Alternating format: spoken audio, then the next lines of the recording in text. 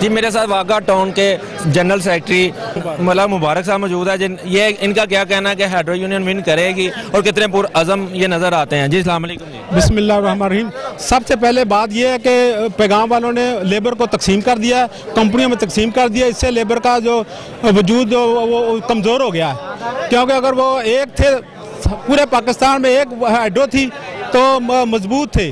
अब उन्होंने कंपनियों में तकसीम कर दिया। ये पैगाम वालों ने, ये लेबर का बहुत नुकसान हुआ है।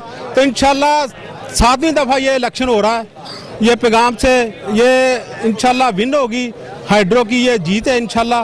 ये लेबर हाँ 7वीं दफ़ा इंशाल्लाह ये लेबर विन होगी इंशाल्लाह। हाइड्रो लेबर जिंदाबाद। ये थे मेरे साथ वाघा टाउन के मुबारक अली, जिनका कहना था, मैंने जिन लोगों से भी अभी तक बात किया उनका यही कहना था हम पुरअज़म है और हाइड्रो यूनियन विन करेगी। मेरे साथ रहिएगा।